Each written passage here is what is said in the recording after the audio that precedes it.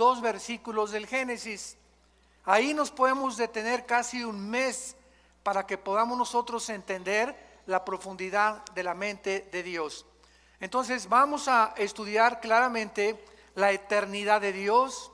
Cuando hablamos de la eternidad, pues la mayor parte de los cristianos no sabemos qué significa eternidad. Creemos que es un punto de una línea recta que sale y continúa eternamente. Sin embargo, esto es una medida de nosotros, esto no es la eternidad. O cuando decimos por los siglos de los siglos o secula seculorum, creemos que ya es, nos vamos a seguir extendiendo por todo el tiempo. Vamos a descubrir otras cosas diferentes que Dios hizo y creó, y vamos a ver también las 3 palabras en el hebreo que son importantísimas para poder entender qué cosa Dios creó de la nada, que es la palabra bara, qué cosa Dios creó para formar, que es yatzar, y qué cosa es darle forma a algo, que es la palabra asa, así como suena, bara, yatzar con y asa. Si nosotros no conocemos estas 3 palabras, entonces no vamos a entender, por ejemplo, por qué hasta el 4.º día Dios creó los cielos y la tierra. Y cuando alguien me dice eso, yo les digo, ¿en dónde dice eso? Porque en mi Biblia no lo dice. ¿Cómo no, hermano? Léale ahí, Génesis 1:14, dijo luego Dios, ¿qué cosa dice? No dice Dios creó, dijo luego Dios, haya lumbreras. Y esta palabra haya es la misma palabra hebrea, haya, que significa hacer o que se ponga algo en movimiento. Entonces el sol y la luna ya existían. Dios no los creó en el primer día de la creación de nosotros, sino que en el mundo anterior de nosotros el sol y la luna ya existían. Y el universo sufrió una especie de congelamiento para que cuando Dios volvió a recrear todo y a colocarlo en nosotros, Dios puso en movimiento lo que ya existía.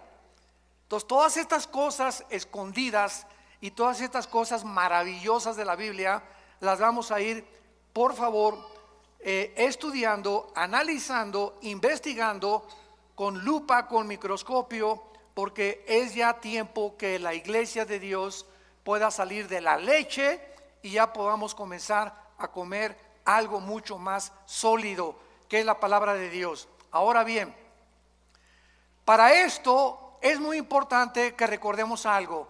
Necesitamos aprender a pensar. Todos se quedan ahorita así. ¿Qué querrá decir con que yo necesito pensar? ¿Que acaso soy un mono o un simio? ¿No pienso o no razono? Bueno, cuando estoy diciendo necesitamos aprender a pensar, el pensamiento dentro de la filosofía griega o dentro de Sócrates, Platón, Demóstenes, etcétera, etcétera, significa no solamente pensar en algo, sino meditarlo, comerlo, asimilarlo hasta que tú lo entiendas. Y esta es la palabra que se usó en el hebreo, meditar. Salmo número 1. De día y de noche medita en este libro de la ley. Dios le dice a Josué, Josué 1:8 y 9, Josué medita día y noche. O sea, medita es la palabra que se usa para las vacas. Cuando una vaca come, tiene varios estómagos. ¿Sabían ustedes eso de las vacas? Entonces la vaca come la paja o la hierba y hace esto. Y le da, y le da, y le da, y le da, y después de 10 o 15 veces la pasa a los intestinos. Eso es la palabra meditar. De tal manera amó Dios al mundo que dio a su Hijo, de tal manera, y comienzas, de tal manera, ¿de qué manera, Señor? Y ahí hay una pregunta. Amó Dios al mundo, ¿nos amaste? ¿Qué significa el mundo? ¿Las personas o el planeta Tierra? Que dio a su Hijo unigénito. ¿Qué significa que nos diste a tu Hijo? Y te vas analizando cada frase, la vas asimilando, vas pensando en ella y de repente, eureka, como decían los griegos, lo entiendes y comienzas a descubrir la iluminación que necesitamos de la palabra de Dios, que nos la da el Espíritu Santo. Entonces ya adquiere la Biblia vida a tu espíritu, porque has aprendido a leerla. Y no basta leerla, hay que estudiarla, hay que meditarla, pensar en ella y hay que memorizarla.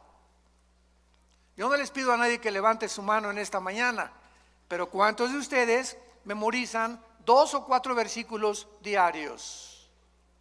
Si yo te paso al frente, de perdidas, ¿puedes decir de memoria el Salmo 23? ¿Ya de perdida? ¿O podrías decir de memoria el Salmo 90? ¿O nada más Juan 3:16? Estoy hablándoles muy en serio, O sea, si el cristiano no memoriza la Biblia, no vas a poder expander tus pensamientos ni tu comprensión de la voluntad de Dios. Tenemos que memorizarla todos los días. Ponte en un papelito, Filipenses 1:6, estando persuadido que el que comenzó la obra la perfeccionará hasta el día de Cristo. Lo pones ahí en tu espejo, lo pones en tu carro, en lugar de venir con el celular ahí, lo pones en tu oficina, lo pones en tu computadora y estás pensando y repitiéndolo en la noche. Mi amor, por favor, pídeme que te repita tus versículos, y le estás dando y dando. Hermano, es que a mí no se me queda nada, porque nunca piensas. Yo no tengo memoria porque no la has practicado. Pero si no estás en un psiquiátrico, tienes memoria. Si no estás mal de la cabeza, tienes memoria. Y no se te quedan las cosas porque nunca lo has practicado. Es como un músculo la memoria. Tenemos que estar ejercitando y vas a descubrir que podemos llegar a memorizar capítulos enteros, salmos enteros de la Biblia.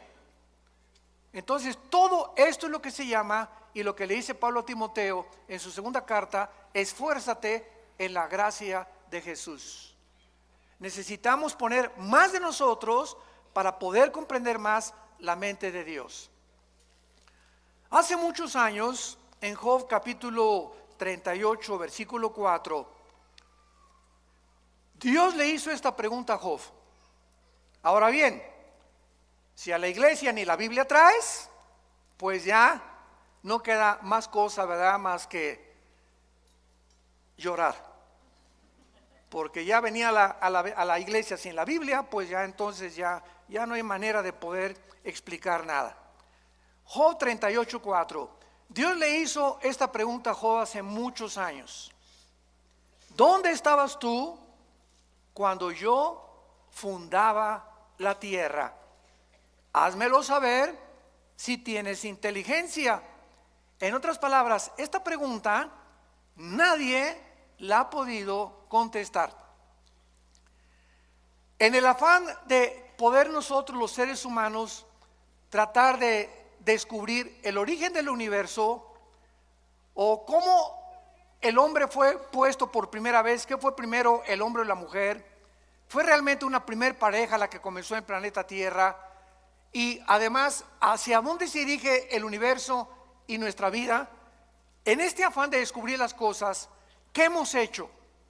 Muy bien, hemos utilizado dos medios: la ciencia. La palabra ciencia significa conocimiento humano, cuando es la ciencia secular. Entonces, a través de la ciencia, los científicos han inventado, han hipotetizado, han especulado, han filosofado, tratando de cómo comenzó todo, e inventaron una teoría. Por eso se llama teoría. ¿Cuál es esta teoría? Se le llama el Big Bang, o la gran explosión. El universo, dicen los científicos, que no tiene nada de ciencia en esto, porque no es científico, porque para que sea científico tiene que ser demostrado. Entonces, como no se puede demostrar por medios naturales ni en un tubo de ensayo cómo comenzó el universo, los científicos dicen que fue una explosión, y que de esa explosión se formaron los planetas, etcétera, etcétera. Pero sin embargo, en el siglo XX, cuando comenzaron a profundizar en la primera y la segunda ley de la termodinámica, ¿qué dice la primera y la segunda ley de la termodinámica en la física? que nada se crea ni se destruye y que todo está sufriendo un deterioro, una descomposición, todo se echa a perder. El carro le tienes que cambiar el aceite, tenemos que pintar los edificios, yo tengo que estar tomando vitaminas, haciendo ejercicio, nuestro cuerpo celularmente se está muriendo, el universo entero está sufriendo un desgaste. El sol pierde millones de toneladas masa cada segundo. Las galaxias se están cada vez expandiendo y alejándose más y más y más unas de otras. Esto es lo que establece inexorablemente la primera y la segunda ley de la termodinámica. Muy bien, estas leyes están declarando que es imposible que el universo haya comenzado con una explosión. ¿Por qué? Porque al decir que sí, el universo comenzó con una explosión y de la explosión surgió la materia, el tiempo y el espacio, estamos contradiciendo las mismas leyes de la física. Señores físicos y astrofísicos que nos acompañan y que nos escuchan a través de las redes sociales, ¿cómo puedes tú ser físico y astrofísico y contradecir, enseñarles a tus alumnos, venimos de una explosión y venimos de la nada, todo fue un accidente, y contradecir las leyes que te han enseñado que son la base de la misma física? Entonces, nada se crea del desorden al orden, todo es al contrario. Si yo tengo una enciclopedia y recorto en pedacitos todas las hojas de la enciclopedia y las pongo debajo de un ventilador, ¿cuántos millones de años tomaría para que se pusieran de la A a la Z en orden? Yo les contesto, 10 a la 12ª potencia. Infinito, nunca se haría tal cosa. ¿Cuánto tardaría para poner a 3 changos en un piano para que sacaran la 9ª sinfonía de Beethoven? Nunca jamás podría ser eso, una certeza se podría alcanzar, nunca jamás. Entonces es imposible, y al mismo tiempo, si llegamos a la conclusión, todo surgió de una explosión. Muy bien, maestro, le voy a seguir la corriente a lo que usted me está enseñando. Usted me enseña que la materia surgió de la nada. Ahora, ¿la nada produce algo? La nada no produce nada. Y si comenzó con una explosión, ¿quién la produjo la explosión? Tuvo que haber un acelerador que haya producido eso, pero si no había nada antes de la explosión, ¿qué la produjo? Y seguimos esta línea filosófica y acabamos con la pregunta de los 64,000 pesos. ¿Y el pensamiento quién lo produjo? Virgen de María y José. ¿La materia produce el pensamiento? La materia produce pensamiento. Un pedazo de roca, un pedazo de materia produce el pensamiento y la conciencia humana. Entonces se dan cuenta que estamos pensando. Es a lo que me refería. Cuando comenzamos a aprender a pensar y a seguir la lógica elemental, que es la línea que se tiene que usar para poder llegar a una verdad, necesitamos aprender a pensar y no aceptar simplemente, pues venimos de chita, el universo fue hecho de una explosión, y en las universidades y en los museos se sigue enseñando esto y la gente nunca se para a pensar si es verdad lo que te enseñaron. Otro ejemplo, todos nosotros venimos de la religión popular, de aquí en México. Mis padres, ¿verdad?, eran sumamente religiosos. Mi hermano Alejandro y yo, que él me guió a Cristo a mí hace 43 años, éramos así de misa de las 6 de la mañana, muy religiosos. Y mi padre era una persona bastante culta, ¿verdad?, era ingeniero civil y era una persona que le gustaba mucho la filosofía también. Y un día me dijo esto: Armando, me voy a poner a pensar algo. ¿Es posible que nosotros los oremos y nos inclinemos ante las estatuas? Una vez me dijo: papá, inclinarse ante una estatua, oye, hey, ¿me oyes? No, no oye. ¿Ve? Tampoco ve. ¿Se mueve? Tampoco. ¿Ante quién estoy adorando? Y me puse a pensar, porque mi papá me puso esa pregunta, haciéndome diciéndome que realmente él no creía tampoco en lo que la religión le había enseñado. Ahora, ¿es posible que lo que nos enseñaron contradiga la Biblia? Cuando la Biblia dice que somos santos ya delante de Dios. ¿Y por qué las personas que pertenecen a estas religiones, síganme con mucho cuidado, no se ponen a pensar que lo que están aceptando es completamente cuestionable y es ilógico y no puede ser? Porque no queremos pensar. Y tenemos ya que llegar a un momento en que tenemos una capacidad impresionante aquí adentro, todos. No es de que naciste inteligente y que otros nacieron brutos. No, todos nacimos con un cerebro y todos tenemos la libertad de poder expandir lo que tenemos aquí así, o así, o así, o cuando te mueras, como chinche, así te mueres. Con lo único que supiste, nunca quisiste pensar, todo lo aceptaste de una forma deliberada y nunca quisiste obedecer a Dios, de meditar y leer la palabra de Dios. ¿Dónde estabas tú cuando yo fundaba el universo? Entonces el ser humano ha buscado la ciencia jamás, escúchalo, nunca, díselo a tu maestro, podrá demostrar el origen del universo. Porque para que sea científico, ¿qué cosa? Tiene que ser repetitivo. Ahora muy bien, por eso son teorías. ¿De dónde viene el ser humano? De chita. ¿Realmente venimos de los animales? ¿Puede un camello convertirse en un hipopótamo? ¿Puede una jirafa convertirse en un venado? ¿Puede un tiburón convertirse en una ballena? ¿Puede una bacteria convertirse en un microbio o un microbio en una bacteria o una bacteria en otra partícula microscópica del mundo microscópico? Esto contradice la genética. ¿Qué dice la genética ahora que descubrieron el ADN? 1954, los doctores Crick y Watson, que tenemos dentro un software en las millones de células de nuestro cuerpo, donde dentro de mi célula tengo una particularidad donde está escrito quién soy. Esto está tremendo.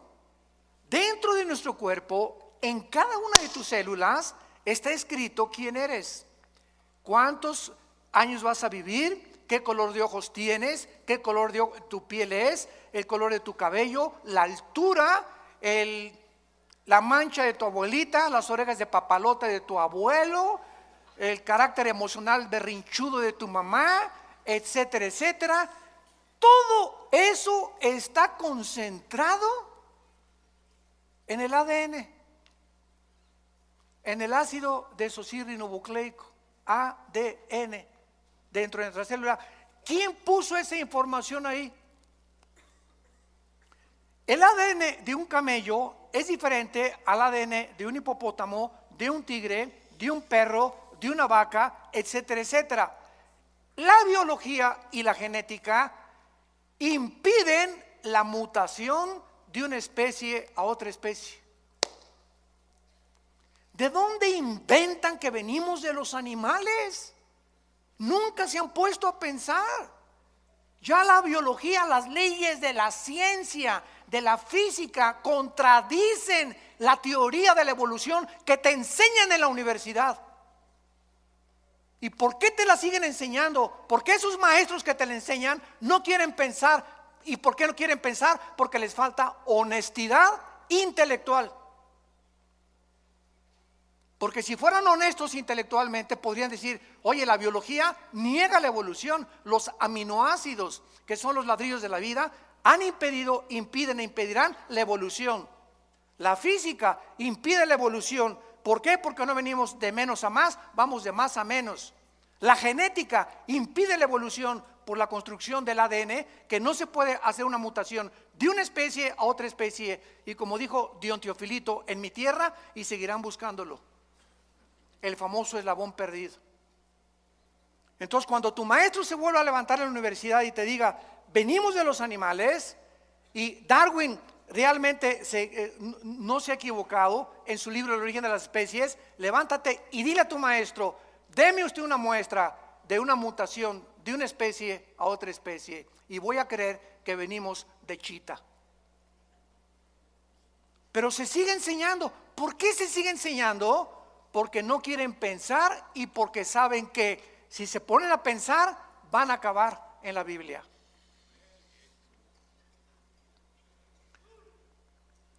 De todas las teorías que existen en el mundo, no hay más que lo que nos han enseñado en la escuela, que venimos de una evolución accidental, fortuita, que venimos de los animales, y la otra explicación de dónde venimos está en la Biblia.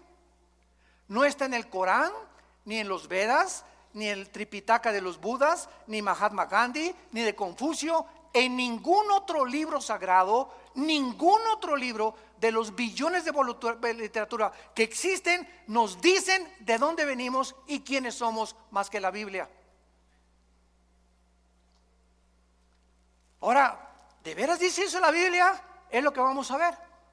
Y no solamente lo dice, sino que lo comprueba. Y conforme el mundo pasa y la ciencia evoluciona, la ciencia dice y la Biblia tenía razón. Durante siglos se preguntó por qué José no se metía con María para que naciera Jesús. Se aceptó y la iglesia romana dijo es un dogma de fe. Tienes que creer que Jesús no se metió con María porque es un dogma de fe, sin dar ninguna explicación.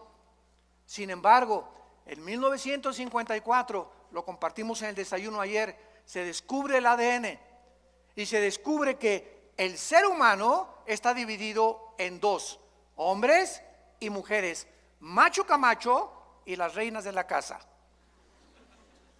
Más nos vale. Ok, ¿qué determina que tú hayas nacido hombre? ¿Y qué determina que tú hayas nacido mujer? ¿Sabes qué determina que seamos hombres y que tú hayas nacido mujer? Nuestros cromosomas. Los cromosomas de la mujer son XX. El hombre tiene XY. El cromosoma Y no lo tiene la mujer, lo tiene el varón. En otras palabras, cuando mi papá se juntó con mi mamá, el cromosoma Y de mi papá ovuló el cromosoma X de mi mamá y nací macho camacho. Y si tú eres mujer, cuando tu papá tuvo relaciones con tu mamá, el cromosoma X del varón ovuló el cromosoma X de tu mamá y naciste mujer. Y hemos llegado a un siglo, el siglo XXI, donde se está discutiendo el género con la famosa biología del transgénero, y decirles que si un niño se quiere vestir de mujer, que lo dejen, y si una niña se quiere jugar a los soldados, que la dejen y que se vista de soldado, cuando la misma biología es la que determina. Cerremos ya la Biblia, la biología determina quiénes somos.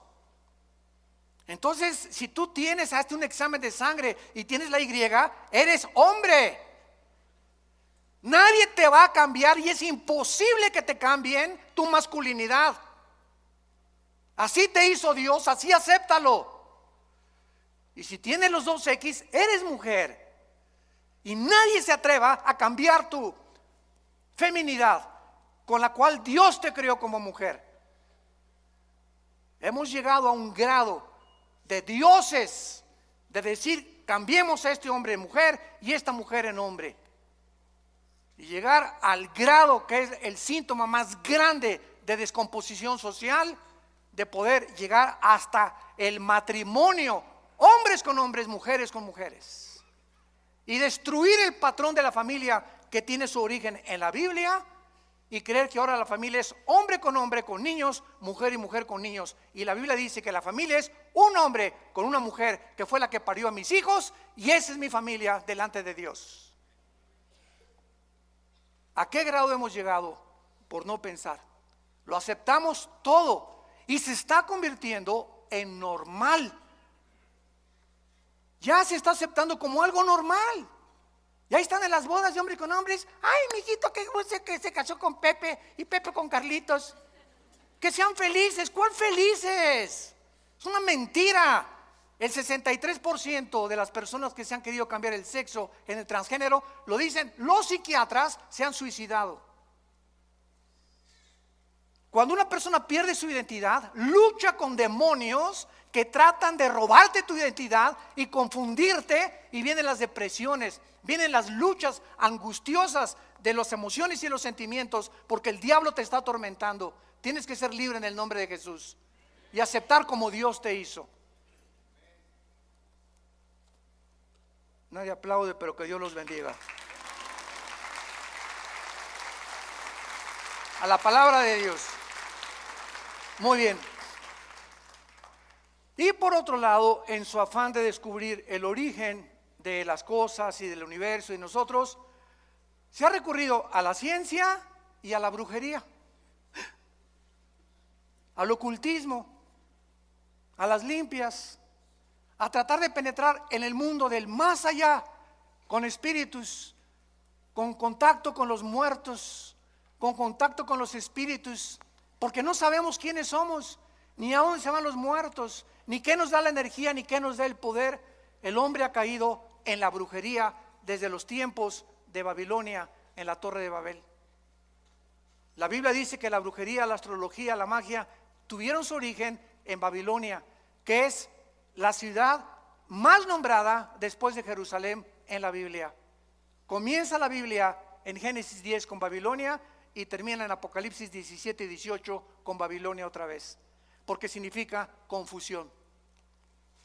El hombre sin Dios está confundido, y por eso hemos tomado caminos que la evolución, que la brujería, que el ocultismo, que voy a cargarme de energía en las pirámides de Teotihuacán, voy a consultar a los muertos con los mediums que me hagan limpias. Todas estas cosas son el fruto de la ignorancia de la Biblia. Jesús dijo: yo soy la luz, y bajó del mundo hace 2000 años para alumbrar nuestros ojos. Vivimos en un mundo oscuro, santos de Dios, damas y caballeros, un mundo perdido. Cada quien trae su rollo, cada quien por su camino. Ya los gobiernos no saben cuál gobierno, cuál ideología es la buena. Los economistas están perdidos, las religiones están perdidas, la filosofía está perdida. Ya no hay forma de relativismo, humanismo, hedonismo, etcétera, etcétera. El mundo sigue así. ¿Por qué? Porque estamos en tinieblas. Y Jesús hace 2000 años vino a sacarnos de las tinieblas. Y te ofrecen esta mañana, y ustedes que nos escuchan, salir de esa oscuridad, que las vendas se te caigan, recobrar tu verdadera identidad y ser feliz con una vida en abundancia, que es la vida que Cristo nos vino a dar. Muy bien.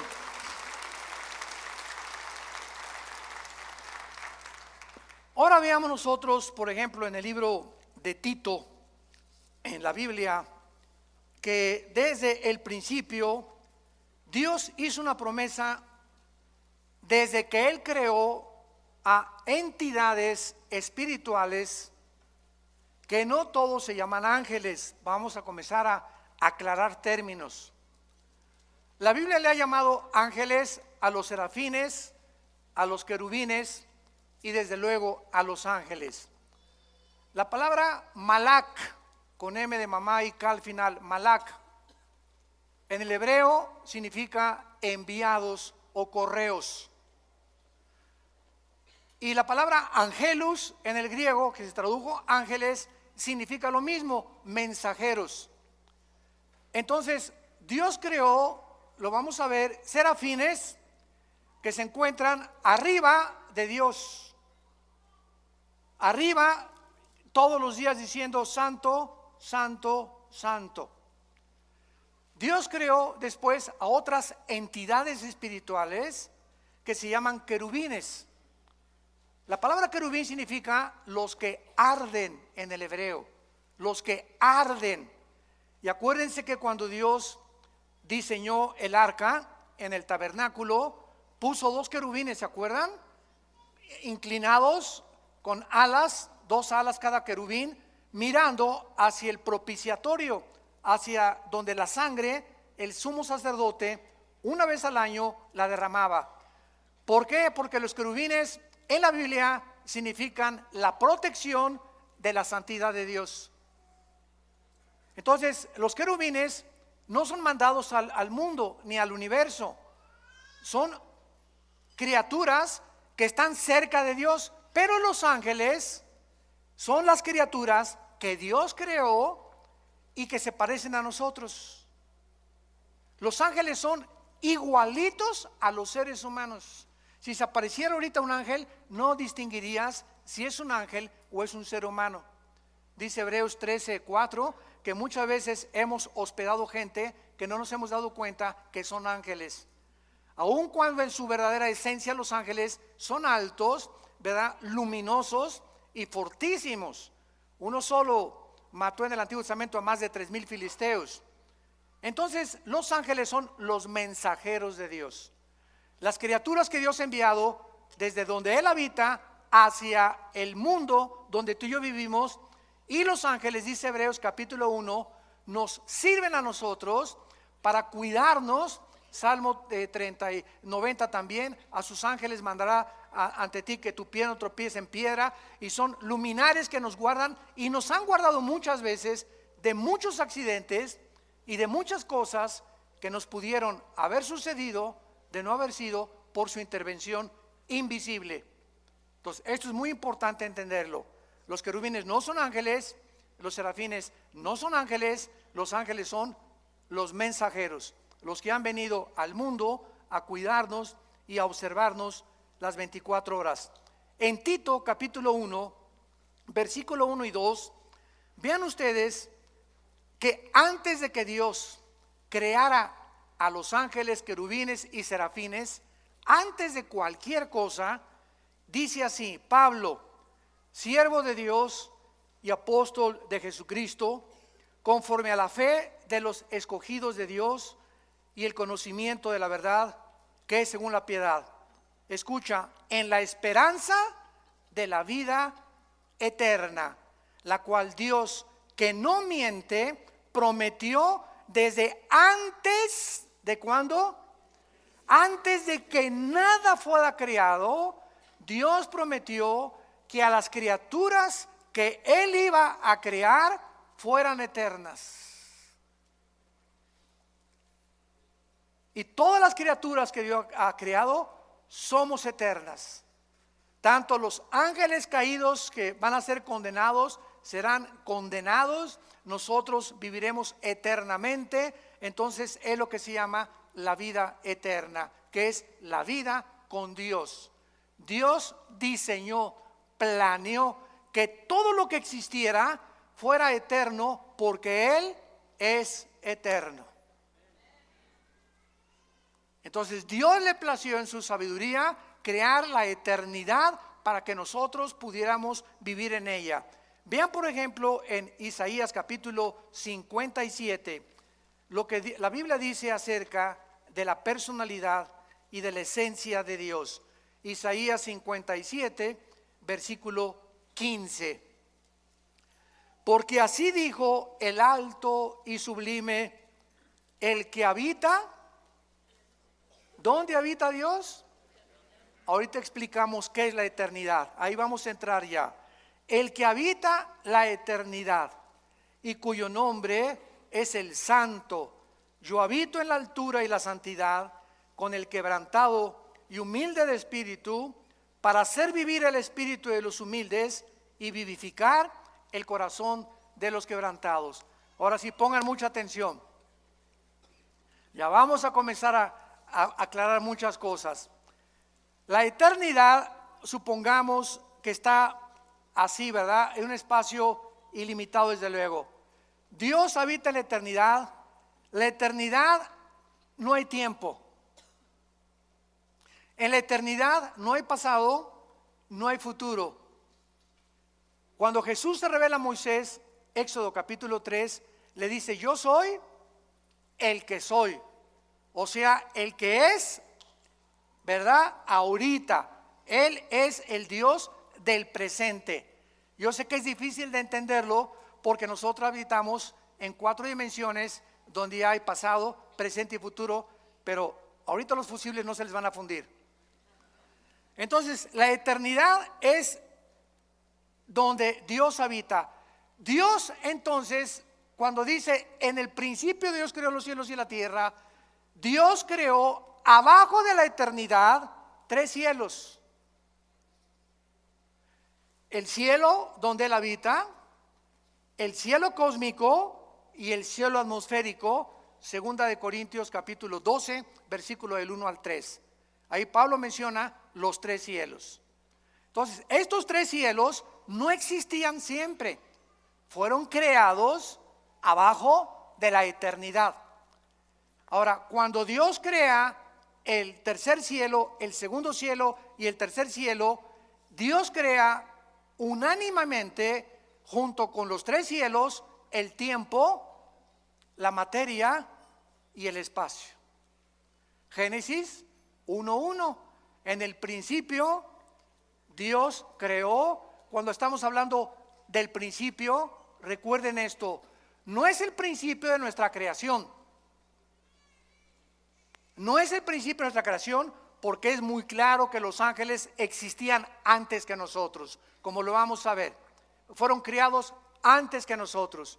Entonces, cuando Dios dice, en el principio de Dios, ahí comenzó el tiempo, ahí comenzó la materia, ahí comenzó el espacio. Entonces, en este principio, síganme con mucho cuidado, ya estamos abajo de la eternidad. Comenzó el tiempo, el espacio y la materia. En este principio Dios creó los cielos y la tierra y los ángeles. Y cuando Jesús dice, en el principio era el verbo era con Dios y el verbo era Dios.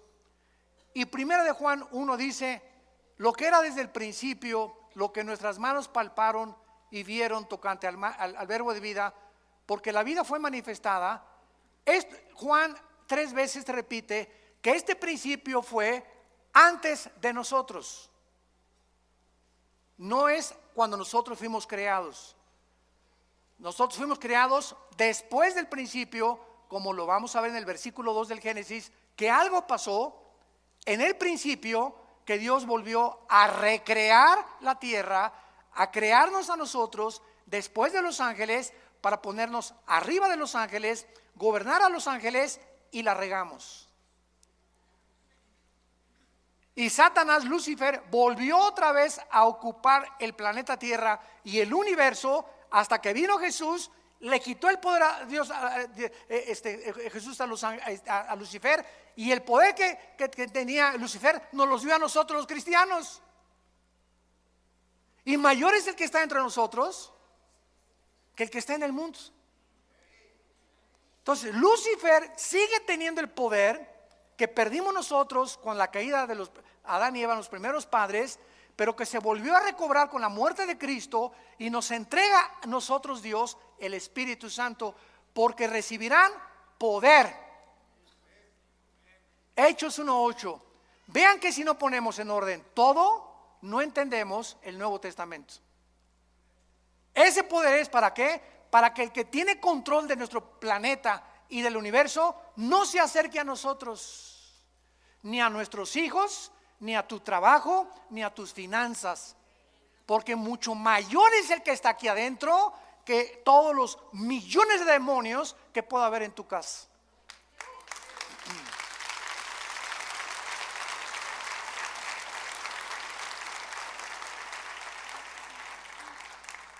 Ya, por favor, no digan, pastor, ¿puede venir a mi casa a echar el chamuco fuera? Pastor, oigo ruidos en mi casa, tengo mucho miedo, ¿puede venir a orar por nosotros a la casa? ¿Qué no sabes que tú tienes el mismo poder? ¿Pero por qué no lo sabes? Por la ignorancia de la Biblia. No la estudias, no la meditas, no la lees, no te ha iluminado el Espíritu Santo, el entendimiento para saber que en tu casa tú eres el sacerdote con tu esposa, y tú puedes llegar a tu casa y en el nombre de Jesús, aquí se va cualquier espíritu que no sea el de Dios, y aquí habita Jesús, y mi casa es tuya, Señor. Mi dinero en el banco no es mío, es tuyo. Todo lo que tenemos es tuyo. Cualquier daño que le quieran hacer a tus bienes, Señor, te lo hacen a ti, no a mí, porque me pongo a tu disposición, porque tú me hiciste, y de tu gracia damos y de tu gracia recibimos.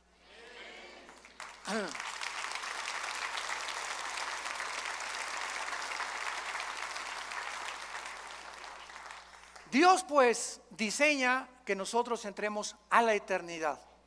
Entonces cuando Jesús dice en Juan 17:3, esta es la vida eterna, Él define la eternidad.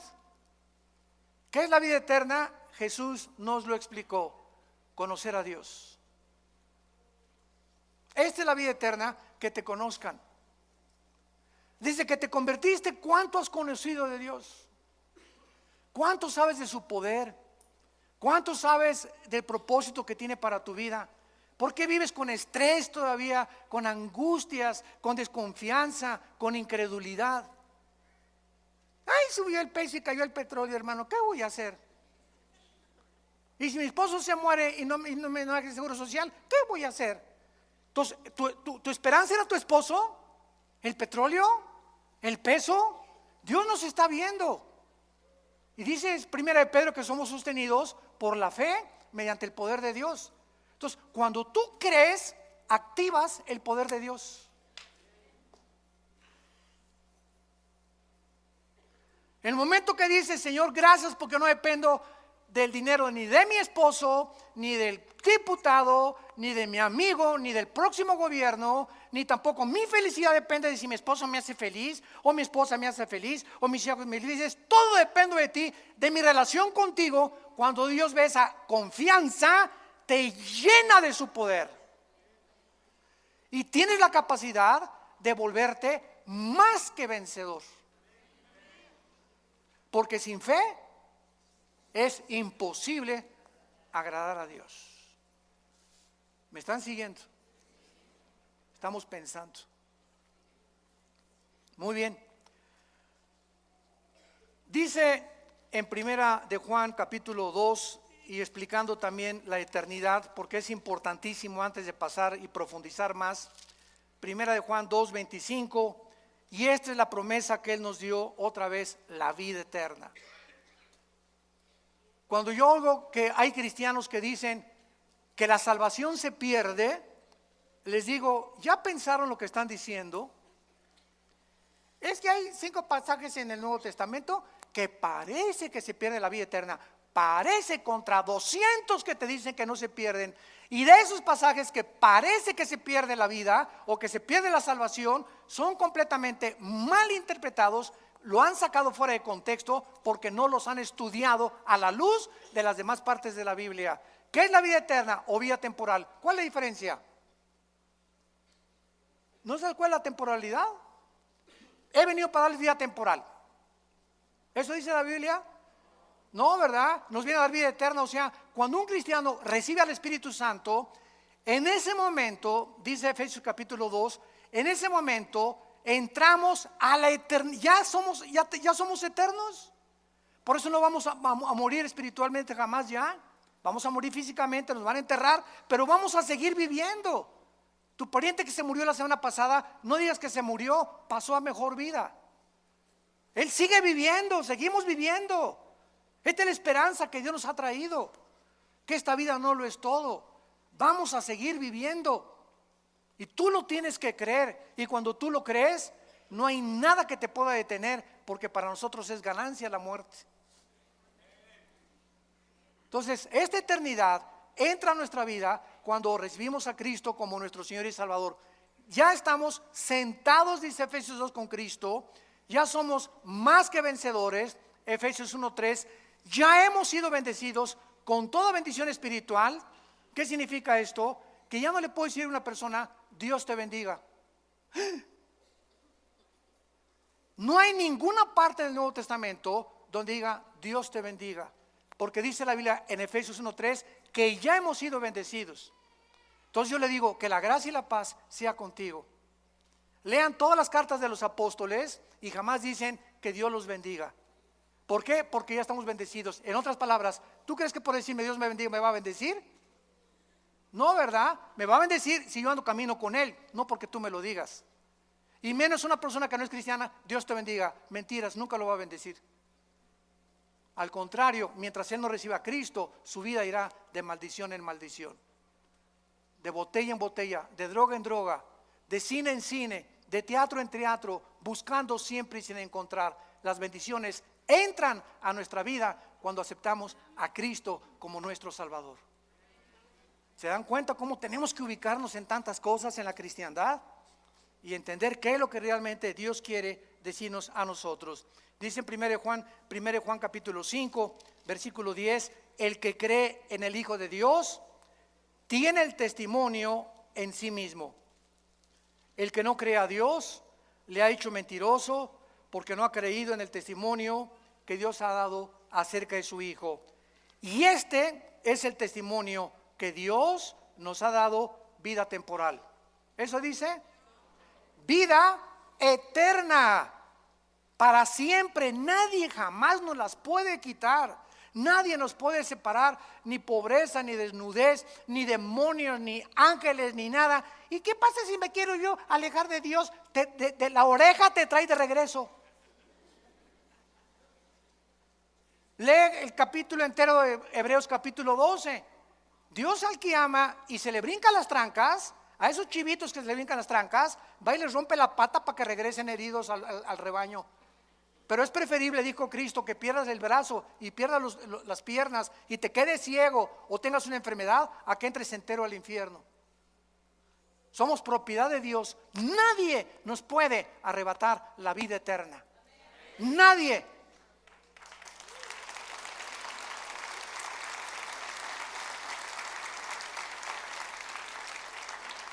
Dios nos ha dado vida eterna y esta vida está en su Hijo.